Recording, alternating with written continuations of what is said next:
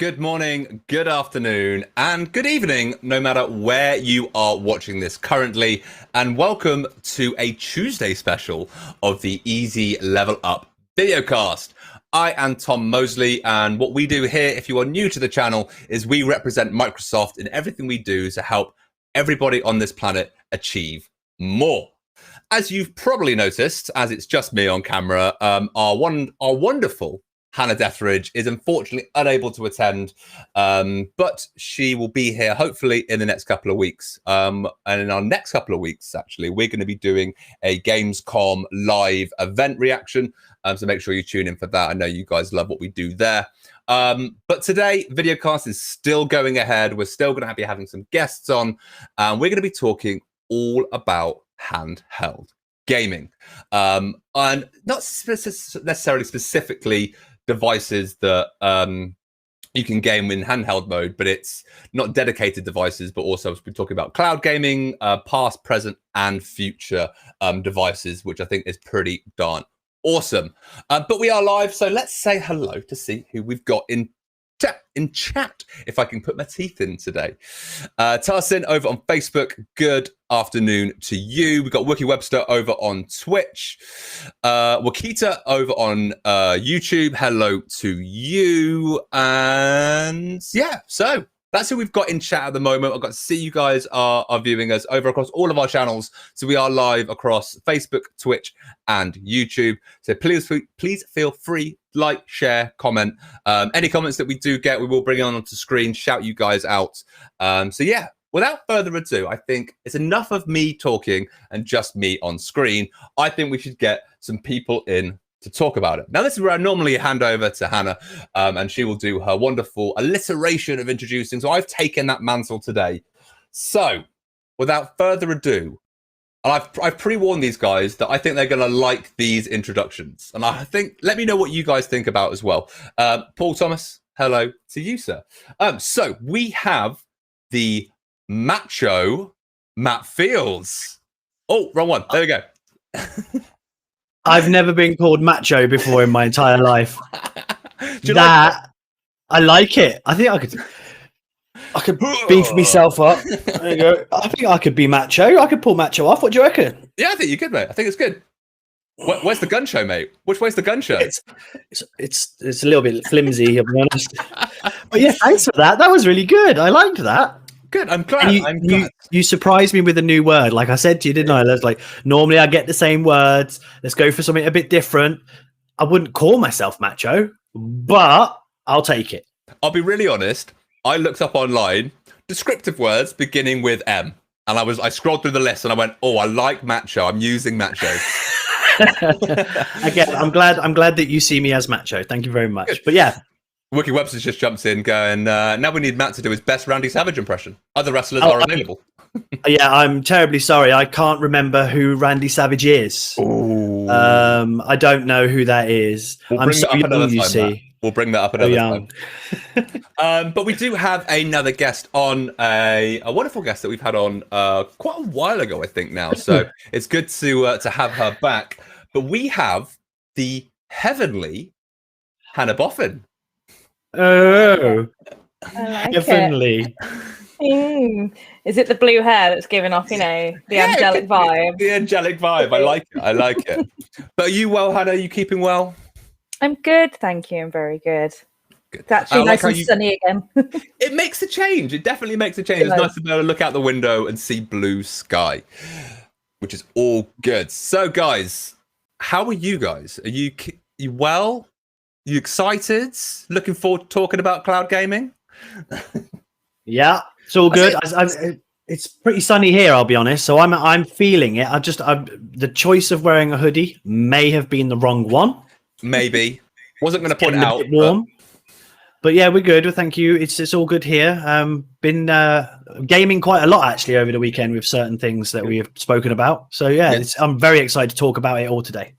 Awesome. I want a quick shout out to Frag over on Twitch for the follow. Hugely appreciated, sir.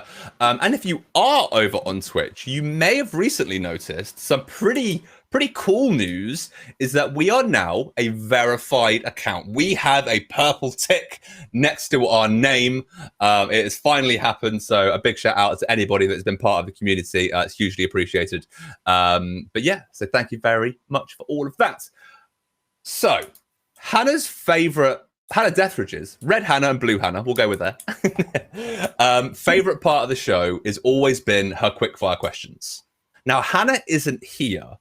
However, she has messaged me with her quickfire questions. So we are not going to miss out. And I think it's only right to introduce it, as we always do, with the wonderful quickfire questions jingle. So let's do it. Quickfire questions. There we go. She's still here in spirit. So what we're going to do is go around. I don't obviously, as you've watched the show before, I don't prep the guests on the quickfire questions. So we're going to go Hannah first, then Matt, then myself. But chat, I also want to know what your guys' answers to the following questions. And they're all around handheld devices and all those bits and pieces. So as that is the topic of conversation. So question 1. Going back in time here, would you rather a Game Boy or a Game Boy Advance? Ooh. It's a tough one. Oh. Now, what generation of Game Boy Advance are we going here? Because can I add in like the Game Boy Advance SP, which was like the clamshell shape, or is it just got to be the old school Game Boy Advance? Let's go old school Game Boy Advance. Okay. I'm probably still going to go with Game Boy Advance because I think it still has the ability to play the Game Boy Color games that I used to play. Yeah. But with the added generations of Pokemon on there. I can't remember as well whether it was the SP that was the first one that was backlit, but I remember one of the versions of the Game Boy Advance was backlit, which was just revolutionary because when you were trying to play it in the car in the back seat at night and you were having to wait for the street lamps to go over, so you could actually see what was on screen. So Very true. I like it. Games Guru, thank you very much for joining us with the host as well. Thank you very much. And it is Tuesday. Unfortunately, yesterday we had some training on, so we were unable to do the videocast. However, it was only right to continue doing the videocast. So we've just moved it to Tuesday. We've still got our stream for Easy live later tonight with Greg and myself as well.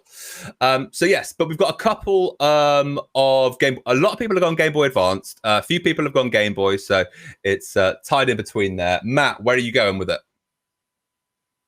Dare I say again, because of my age, it's going to have to be the Game Boy. Mm-hmm. I was not lucky enough. My parents didn't have enough money to buy me a Game Boy, so I got a rip-off Game Boy that didn't work. But my friend Dave, he had a Game Boy, and that's true. His name was Dave. Good old Dave. Dave Dixon, shout out to you if you're watching. He had all the Nintendos, right? And the Game Boy for me, I remember playing, I think it was Addams Family on it. Mm-hmm. There was an iteration of an Addams Family game, and we would sit there and just pass the Game Boy to each other. Sat like just not talking, just sat there on his sofa. He'd have a go, then he'd pass it to me when he died. I'd have a go until the batteries ran out. Because I think if I remember, it used to take like 4 AA batteries. Yep, which again were expensive back then, right? Yeah. None of these rechargeable units anymore. No rechargeables, right? Yeah. So we would play it until the batteries ran out, and then batteries ran out. We're like, "Mom, have you got the batteries?" And we'd be taking out the remotes. Yeah. So for me, for nostalgia, it's the Game Boy, purely because that's what I remember playing. That and Bomberman. I remember playing Bomberman. I think good memories. Yeah. So yeah, Game Boy for me. Original Game Boy. I'm going to have to side with Matt here. Like I had both. And yes, the backlit, obviously introduction into kind of... did the Advance have colour as well? Or is that still... The Advance had colour. Yeah. So yeah, obviously we're introduction of colour. But I think once again, for the same reason Matt said, is that nostalgia hit of going back and thinking. I still have my original Game Boy. It's in one of my console boxes. Really? The backlight is faded massively, so I struggle to see it. But yeah, some proper nostalgia for me for that one. So that is question number 1. Question number 2 from Hannah Deathridge is the SNES or the Nintendo Switch?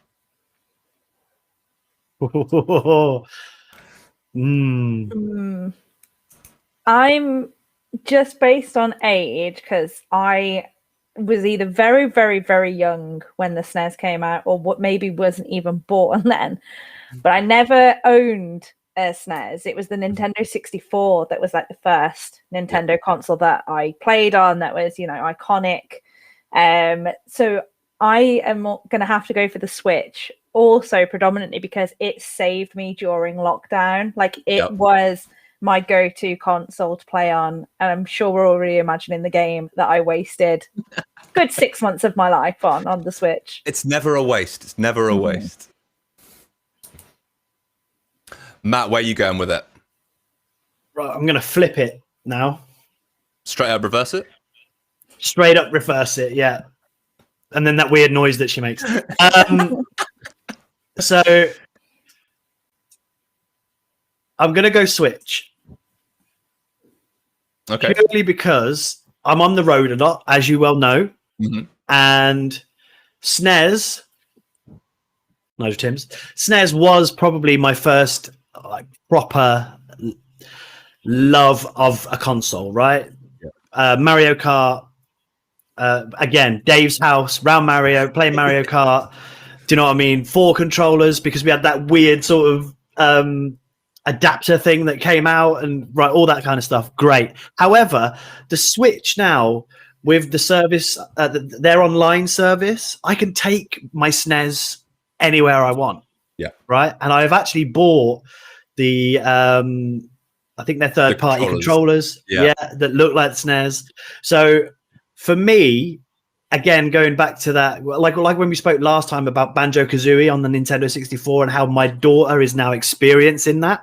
Yeah. When we go away, the Switch, I can take it. We can experience all the SNES games. And I find myself playing like all the classics like Super Mario World and all that more than I do play my Switch games. Yeah. And then when we go on holiday, dock it into the station and then bung it into the TV, and she's playing with me. So I think Switch this time. Yeah. Nothing wrong with that. And to be honest, we've got Wookie Webster coming in, exactly the same reason as you. Switch, because you can play your SNES games on it now as well. And that's, for me, I think, same as Hannah, and a kind of combination of both of yours there, is that my Switch and my Xbox helped me get through lockdown. Playing loads of games, my wife watching me play games, getting really involved with it. Me and Hannah was talking before the stream about a game that's also coming to Game Pass this week, which is Hades. I know, I'm very excited. I'm so excited about that. And I'd highly recommend, to go on a slight tangent, if you have Game Pass in any way, shape or form, subscription-wise, play Hades, an absolute phenomenal game. But yeah, it got me through lockdown, those games, and the ability to just pick up and play. If the wife wanted to play or watch TV, I could just dock it out, ready to go, and all good with those things. So we have two more this or that's. So this is PlayStation 2 or the PlayStation... Actually, I'm going to change it. PSP or PS Vita? Ooh. Let's go full handheld. Let's go full handhelds. I would have found it easier with the first one, because I never owned a PlayStation handheld controller. But just based off people I know who did going to go with the Vita, just because they said it was amazing and a really underrated handheld console. So I'm going to go with that. Awesome. Matthew? Vita. Don't get me, again, the nostalgia stuff, I'm going to go with Tassin here as well. Like the PSP, that massive thing with the was it the UMDs that used to go in the back of them? Is that what they were called? I think that's what they were called, yeah. the big UMDs, and you could watch movies on it. Again, ahead of its time. I remember watching Dark Knight. I think it was Dark Knight. Other movies are available, right? So all that kind of stuff. Watching that on the road. But the Vita it didn't need those big disky things. It was back to little cartridges, I believe. Feels like ages ago, right? Yeah, and in between that, there was the PSP. There was the PSP Go. Do you remember that? Yeah, it flipped up. It's nuts, right? It's amazing. I think to go on that point, it's amazing how much kind of technology has advanced, and we'll definitely, when we get into our main topic of conversation today, is really how far that technology has gone to enable us to game wherever we want. But yeah, there's so many iterations that I think just work. Yeah, I mean, for me, like I say, I was a big PSP fan, like from the moment, because of being on the road, all that kind of stuff. The Go was cool, which bridged the gap, but the Vita, first twin stick, handheld. So games like Uncharted, big fan of. You know what I mean? Twin stick shooters. Do you remember a game called Resistance? I do. They had a game on there on the PSP Vita as well. So yeah, I think the Vita for me, it was just at that point where twin sticks were introduced, technology was catching up, and then they had remote play as well. So you could remote play in your house like we're doing with Xbox and all that kind of stuff now. So it was, dare I say it, a little bit ahead of its time. But yeah, Vita for me. I had a PSP. I didn't have a Vita, but my wife had a Vita. And I think what I like about, I think I would, even though I didn't have one personally, I think I'd still pick Vita. And I think that's the real the case of technology had advanced that much. Obviously, you had a higher resolution screen. I'm a big digital game person. Obviously, memory's getting cheaper and cheaper by the day. So the ability to be able to download my games, take my whole back catalog with me, was just the thing that kind of swayed me. Yeah. So we've now done the little that's for Nintendo and for PlayStation. So when it comes to Xbox and cloud gaming, do you prefer cloud gaming with touch controls or cloud gaming with a controller? Ooh.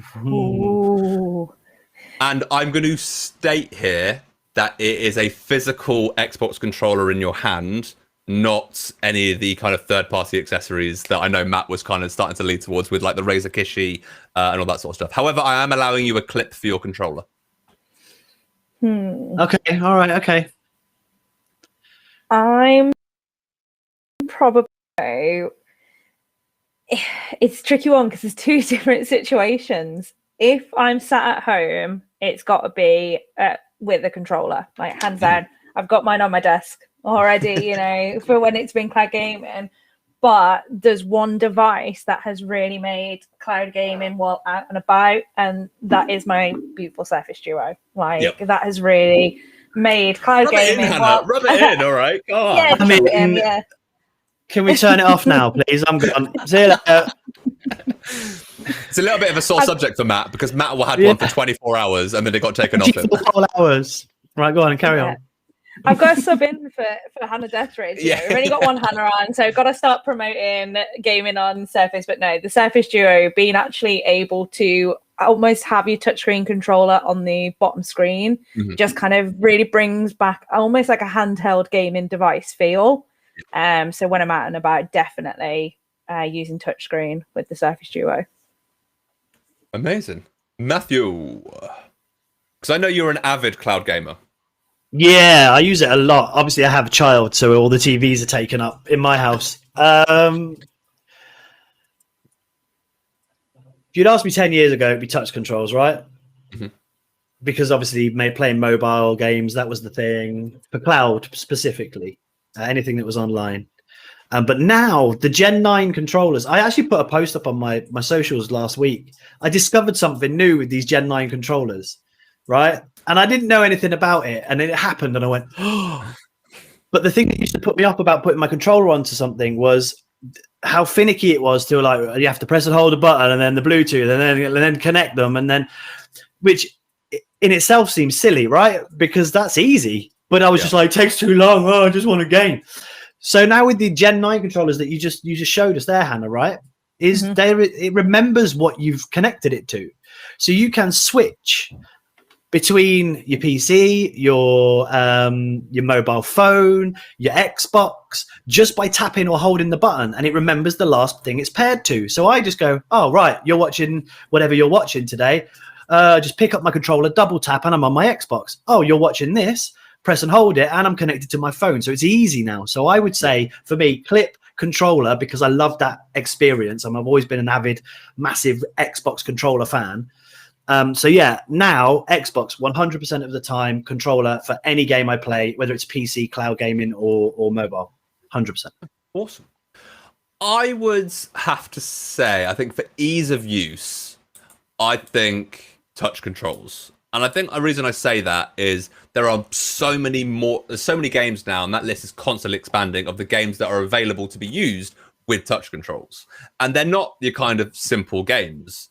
They have designed a proper interface for touch controls for even slightly more complicated games and stuff like that. So yeah, I definitely think touch controls, because as well as I don't always have a controller on me if I'm out and about, especially obviously myself or we all travel quite a lot with our jobs, is I don't always have a controller in my bag or in my pocket or anything like that. So the ability to be able to kind of just whip out my phone and go, right, I've got it now. I can game on whatever I want to. So yeah, I definitely pick. I'd go for touch controls for cloud gaming. So the last question. Now this is a thinker, but obviously we only have limited time. If Xbox or Microsoft made a handheld console that wasn't cloud gaming, was native on the console, what would you call it? Oh. And now I said it is a little bit of a thinker, so give a little bit of time and chat. I want to know what you guys would call it as well. I've just seen Wookiees. That's great. I think that's simple. I like it. Right. I don't know. I think thinking about, so almost combining some of the Microsoft products we have already. Obviously, the cloud that we know with Microsoft 365 is OneDrive.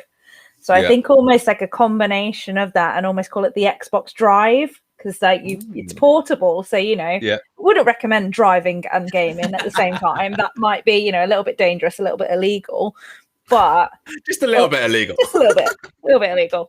But I think that would be quite a cool name and a bit of a play on what we've already using for the cloud to bring it in within that branding as well. I like it. I feel like you've thought about this before, Hannah, but it just came to me. That was too easy. I'm still thinking. I'm like, see, while you're having to think, Matt, I've got something that I think it's all right. It's not great. It would be Xbox : and then just like Journey. So it's kind of a statement, and then you could obviously expand on that as and when you do. But I'd pick like kind of Journey. Make it a kind of a whole name, nothing an amalgamation of, but yeah, just a simple. So you could take it on your journeys with you. That's what I like that. I like that. I think that's really cool. Like the Journey. I mean, if you went down that road and you went with like the Surfaces as well, they've got like the Surface Go and they've got the Surface Laptop Go, and they're all slimmer, smaller versions of other form factors. So maybe the Xbox Go, but then we've had a PSP Go, so that crosses that line. Yeah. I really like Wookiees, right? So he's put the portable Xbox, but I would probably call it maybe Microsoft's Palm Box or Matchbox or something that fits in your hand. So it's like it's small, and the Matchbox is kind of gaming as well. So something like that maybe. I like that. I like the thought train. So yeah, some interesting answers there, guys. Keep putting your answers into chat. It'd be great to see what you think. So we've got Wookie with the P box or the portable box, or portable Xbox, I should say. Tarsin, it's not an easy question. It is not an easy question. When Hannah sent it across to me, I was like, I'm really glad I've seen these ahead of time, because at least it gives me a little bit of a chance to have a think about it. But yeah, they are our quickfire questions. So let me just round out this segment with our little jingle. Quickfire Questions! Awesome.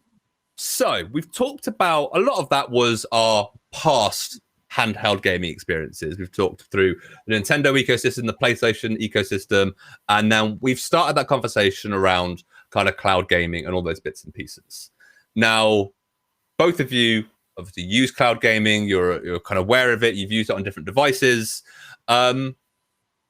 If you are unaware of what cloud gaming is, as part of Microsoft's subscription service, Game Pass Ultimate, you can connect to you can sign and download the Game Pass app on an Android or iOS device, and you can play Game Pass games through your mobile internet connection or Wi-Fi.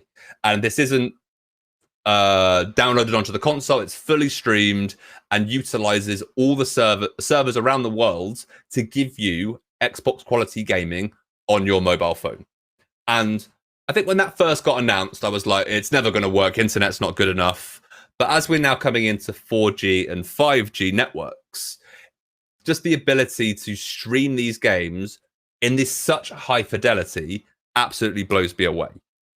So what would you say are your kind of what's your go-to game to play on cloud gaming? Ooh. Do you want to go same order again? Oh, I think Hannah's lost Hannah's connection. dropped out. She'll be That's coming all right. back. She'll come back. She's obviously got to go play a game. That's what she's done. She's So going yeah, to go. I'm just going to check now. For me, I'm probably going to have to say like Doom, Yep. like some of the Bethesda titles. Having those in the palm of my hand, that blows me up because I'm again being a fan for so long. You know, things like Skyrim, Doom, Wolfenstein. Having those titles at the incredible look that they look now and the fidelity and all that you've got now in the palm of in the palm of your hand, and having that single player immersive experience. Because again, sat on the road a lot of the time in the back of a car, it's all dark and I'm just engrossed in this, this game. Yeah. I would probably say those kind of titles at the moment, in particular, Doom Eternal. Okay. And it blows me away at how well it keeps up with it. Because it's a fast-paced game, right? It's very fast, yeah, very fast. And it's playable. It's like I could play the game. Obviously, I use the third-party controller, as you said. Big fan of that Razer Kishi, right? But it's passable as a full title on my phone. It's incredible. And you're using that with mobile data, right? Yeah. So yeah, obviously I'm out and about. I'm using it mobile data 5G. It's I think it's like you only need like around about 10 meg or something like that of speed, and you're good to go. Yeah. So I'm not sure if you caught the question, Hannah. No. Gotta love working from home with all these technical issues and internet reliance and all that sort of stuff. Completely lost internet. That's all good. Hey DJ, thank you very much for joining us over on Twitch. Hello to you. So yeah, if you picked up your mobile phone now and booted up cloud gaming, what would be your go-to game to go and play, and what makes it that game? So we were speaking about this actually just before the stream, but it's got to be at the minute Slay the Spire. Like, I am 100% addicted and obsessed with that game.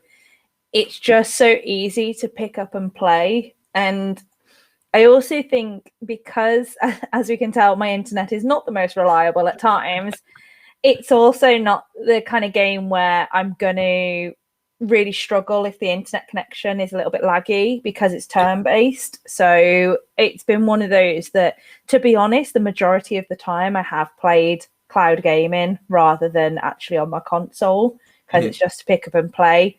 So whether that has been on the phone or whether it's just been upstairs at my desk because TVs downstairs are taken. So definitely a great game.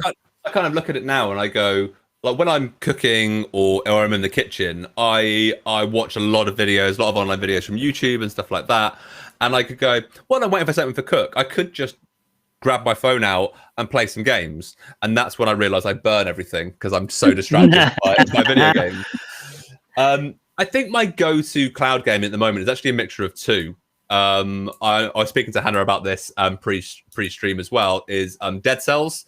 So the roguelite title. Yes, it is super fast-paced, but that's a similar aspect to what Doom is you need precision and you need to know exactly what's going on at all times. But I haven't had any issues with the fact that I am on a mobile signal or on Wi-Fi. And I'm getting really low latency. I'm not missing out on anything. The button combinations need to be pressed on time. And it just allows me to still enjoy the game as if I was playing it on my console, which I think is really, really cool. And my second game, which I know our boss will be really happy about, is Grounded. Because it's really strange. When it's nice weather like it is today, I like to sit in the garden and play Grounded. Because I'm like, this could be going on in my garden right now and I wouldn't know about it. And it's all these ants and aphids and all of that sort of stuff crawling around, and I like to be outside when I play Grounded. It's a weird experience and a weird reason, but I think that's what I kind of like it. And the ability of cloud gaming has allowed us to be able to do it. So you're almost getting a more immersive experience, being outside in nature. I don't need to go to hell for Doom or anything like that. Or I'll stay in the deepest, darkest waiting room or wherever I am at that time. I'm in a dungeon. There's Tom just looking outside in nature. Love it. So it'd be really interesting as well. Just Matt, before you go there, is chat. What games are you playing when you're cloud gaming? Have you given it a go? Have you not? What are your hesitations around it? It'd be really good to kind of get your feedback around it. Do you need more information on it? Is it something that you want us to talk about more? Stuff like that. So yeah, let us know in chat what you think of cloud gaming and if you guys have given it a go yet. So Matt, what were you going to say? I was going to say with the Xbox, the Xbox Series X right now is literally, I experienced it probably at the weekend with Splitgate. We were talking about Splitgate the other day. I was telling a friend of mine about Splitgate after you recommended it to me, and I showed him me playing it on my phone using my Xbox with my mobile data, because obviously it's installed on my thing. So you can remote play now. You don't have to be on the same network. Yep. You can be on different networks on your mobile network. So I was in his house playing him on his Xbox, but I was on my phone using one of his controllers. So it was this, it's the same thing. Like playing it, it's just having that ability, whether it's cloud gaming or remote play, it's having that ability to play wherever and whenever you want. It's incredible. It really showcases Xbox's mission statement when it comes to gaming. Like we know, like Microsoft's mission statement is to empower every individual and every organization on the planet to achieve more. But when it comes to Xbox, it's getting players to play the games they want with who they want on the devices they want. And this is enabling every single person in the world and I can't remember what the percentage is, but it's almost like 87%. I think it's around that, have a smartphone. And this enables you, if you have a Game Pass subscription, to jump on, play with your friend that's on an Xbox, play with your friend that's on a PC, and come together. It no longer matters what device you're on. It always used to be, can only play with my friends if they're on Xbox. That's no longer the case. And I think what's really cool is the latest cloud gaming advert that they put out showcased like all the different devices you could play it on and all the different controllers you could play it on as well. And there was a huge, like, not uproar, because it wasn't uproar. There was like, it almost became a little bit of a viral thing, is the fact that in that Xbox trailer, someone is playing on an Android tablet with a PlayStation controller. Yeah. And it's just making everybody inclusive now. It doesn't matter what console you play on. Is it you playing on PC, you're playing on Xbox, you're playing on Switch, you're playing on PlayStation, is you can use the majority of those accessories to play with everybody. And cross-play is becoming a bigger thing. And obviously with cross-saves as well, you can just pick up and everything's cloud-based. So it just means you can carry on from where you left off. You don't have to have multiple saves and stuff like that, which I think's really, really cool. And the fact that it is becoming more and more inclusive is great. Have you guys tried out cloud gaming on desktop on an internet browser? Yes. Yeah. What have your kind of experiences been with it? This isn't as a negative thing, just trying to get an understanding of what you thought to the process. Was it easy enough to set up and to sign in? Because I know a lot of people haven't given it a no yet. given it a go yet, because I know a lot of people actually aren't aware that you can do it.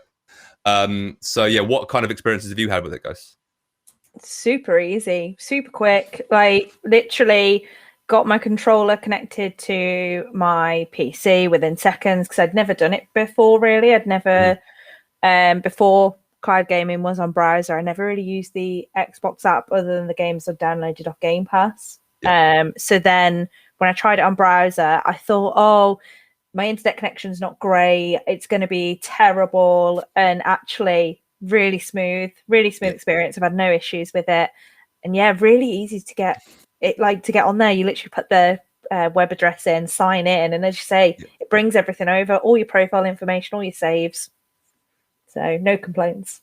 And I think that's the great thing about the servers that these are being hosted on is that all these servers are doing all that heavy lifting.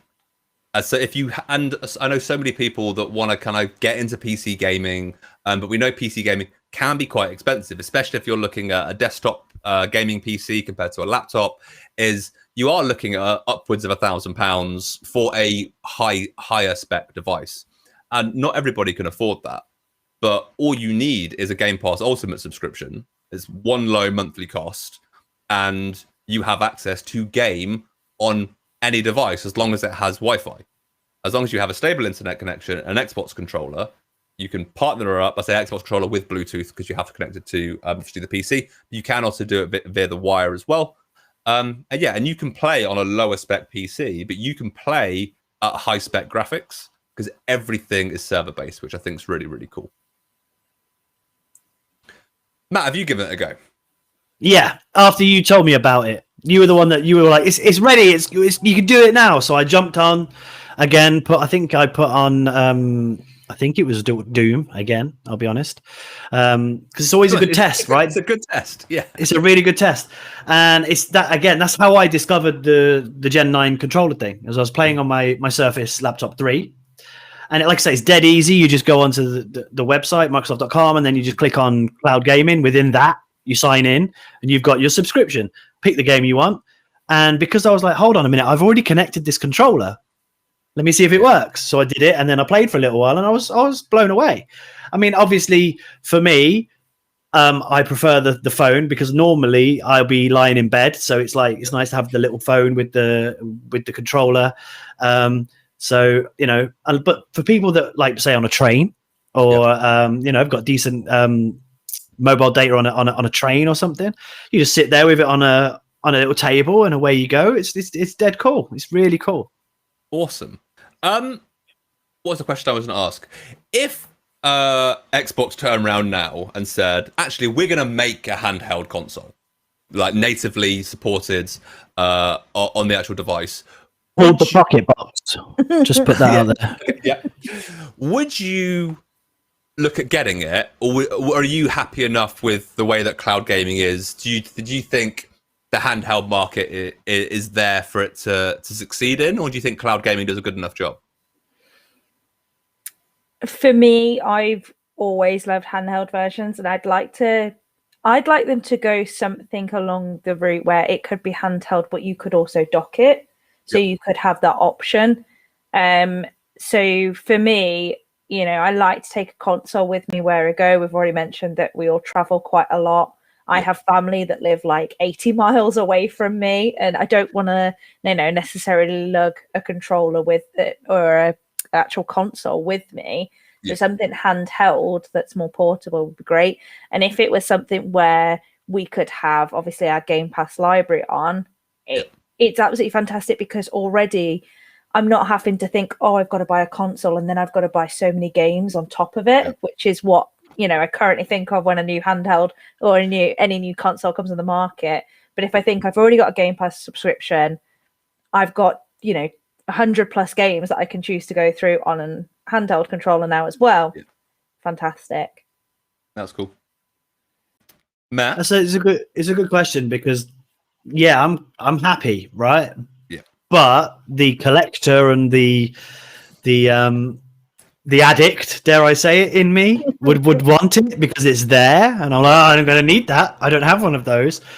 But the bonus, the pros of having it would be, to do with your mobile data suppliers. You wouldn't need necessarily to have to worry about your limits, because you can say, for example, driving in a car around Devon, where I am based, sometimes you don't get signal. Okay, so to have that native experience, and like you say, your Game Pass library, you can download it to the device itself, and then go, actually, I don't have any signal here while I'm camping in the middle of nowhere. Yes, I can still game. So it is very good right now. But it's like you said before, like with the way that technology has already gone in the handheld market, it's only going to get better. But I would say to have a native experience as well would just add to that. Yeah, and would just make it. You look at what kind of certain music streaming services are doing and video streaming services are doing. Yeah. If you pay for a subscription for those, you can kind of do an offline mode where you download it to your actual device. And that could be a way forward. Obviously, we know that, as I said earlier, memory is getting cheaper. So hopefully being able to expand our devices' memory to be able to then potentially download games onto them. I probably wouldn't think that you're going to get a Microsoft Flight Simulator on it. I know Hannah was talking about it earlier, and Skyrim and stuff like that. But maybe your smaller titles that maybe are a couple of gig, there is potentially maybe a future opportunity for that, and to kind of see where that goes. I think that's where I would like to see it kind of transition now, is that when you don't have signal, you can have an offline mode type thing, which I think would be pretty cool. Because that's exactly what you say. The cloud gaming, when you did it yourself a minute ago, you're like, cloud gaming, this, that, and the other, as long as you've got a stable Wi-Fi connection, right? Yeah. You take that, as long as you've got a stable Wi-Fi connection away, it's open to everybody, anytime, literally anywhere. Yeah. Bottom of the ocean. Do you know what I mean? That kind of thing. But you've got a really good phone if you can manage the pressure of the bottom of the ocean. Where are you? Am I submarine? You what? I'm just playing. Just playing. One thing I want to quickly talk about is something that recently got announced. And I've said we've spoken about the past consoles. We've kind of spoken about our current kind of present day, with cloud gaming with Xbox as well. And we've talked about kind of a native console. And what we've seen recently is from Steam. And they have announced their Steam Deck, which in essence is a portable PC that runs the Steam client, allowing you to play games natively. Have you guys looked much into it? Interested? Think it's something that you may purchase or anything like that? Yes, and yes. Again, 100%. It's like you say, it's something you can play natively on if you have a Steam account, which I do, and I have games on there. It might actually bring me back to PC gaming, because, like I said to you the other day, I've kind of gone away from the PC gaming, and I'm constantly on my Xbox more. So maybe I'll get into some more of that PC style of gaming, like a lot more of the real-time strategy stuff, your Total War series, that kind of thing. That would be really, really cool. Again, in a handheld. And again, because I'm an addict, I'm going, oh, look, it's a new piece of tech. I must have it. It's shiny. It's shiny. I need it. So yeah, definitely 100% thinking about it. And I'm looking into stuff. Obviously, I can't listen to everything, because one person says one thing and one person says another. Yeah. So I will probably try and get hold of one and make my own mind up, but it's something that's on my radar 100%. Yeah. Awesome. What about you, Hannah? So when I first heard about it, I was kind of like, that sounds really cool, but it's not for me. Mm-hmm. And then I looked more into it and really had a deep dive. And I think it's got some really, really cool features. And I think, like you said, it is almost like a handheld PC. So for me, I've never been able to have the money put aside to get my dream game being PC. So I've always stuck to consoles because I've been able to get them for a cheaper price. I mean, how many consoles I have is probably now debatable, because I probably could have bought one PC for the price of all the consoles. But at the time, it seems like a better value idea. Yeah. And so it is now, I think, opening up a platform where really it's, when you look at the top end spec, it's still half the price of what a full gaming PC would cost you. And if you are just looking for that gaming experience from a PC, I think it's an absolutely fantastic option. I think as well, having the features on there that other handhelds don't have. So it's got trackpads built into the actual controllers on the side. That's just absolutely fantastic, because I know a lot of PC gamers, there's almost that thing of go to a controller, there's a reason I use mouse and keyboard, it's a lot more accurate. So being able to have that trackpad is still going to have that inclusion for PC gamers and bring them over. And I just want to now play Civilization. I bought it on Switch because I didn't have a PC. I have Civ 6 and I got obsessed with it. So now I'm like, oh, but now I can get it on another handheld. It'll be completely the same, but I'll play it again. Yeah, and I think, like, as you said, we've said multiple times today, is technology is advancing.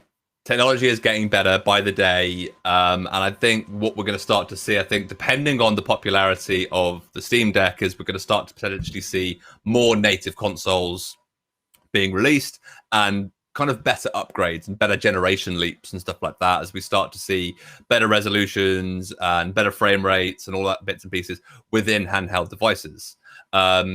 What I think for me, Steam Deck, I think is an amazing technological leap in what we're doing with gaming. I kind of look at it, and I look at my Steam library as well, and I go, I play these, I have these in my Steam library because it means I can come to my office and I can continue playing games if the wife is watching TV or playing games downstairs. But the majority of my Steam library is also available in Game Pass. And I look at it and I could go, well, I could come up, if I'm coming to my PC anyway, or if I'm leaving the house, I have cloud gaming, I can still continue playing those games. So I think what we have with cloud gaming at the moment is the ability to play hundreds of games already. But as Matt, as you said earlier, it is reliant on an internet connection, but with more and more 4 and 5G masts going up and the ability to have stronger connections is, I think the Steam Deck for me this is paving the way to see what other companies are going to do and how they're going to progress. But I think for me as a gaming device, I think personally I will stick to the kind of cloud gaming. I've got my Razer Kishi as a third party. There's also PowerA controllers as well that clip in, and controller clips for your already existing controllers. I think for me, I will probably stick to cloud gaming because I have all the games that I play on a regular basis anyway. I actually can't remember really the last time I bought a game, because first party lineup comes to Game Pass, and then you get the out of the blue announcements like Outriders coming to Game Pass and stuff like that. That I'm now going, I actually don't need to buy any games anymore. I don't need to spend £50 on a game.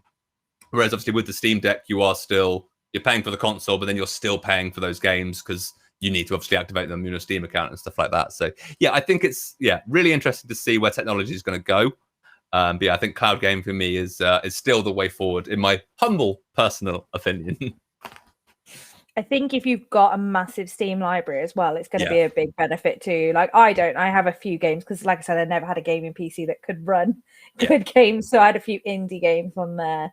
So yeah, I think I know I've got friends who have been PC gamers for years, and their Steam libraries, hundreds of games, large. So they're probably definitely going to get it. But I agree.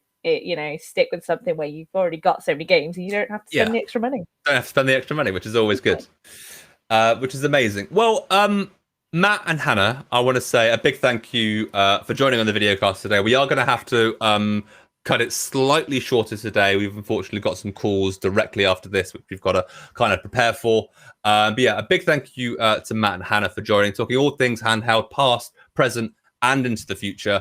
A big thank you to everybody that has joined us live in chats. Always great to have you guys here. The reason we're here is because of you guys. But if you are watching this on video on demand, your comments still do come through. It'd be great to hear, one, your answers to the quickfire questions, but also what your thoughts and processes are around handheld gaming and cloud gaming and all those bits and pieces as well.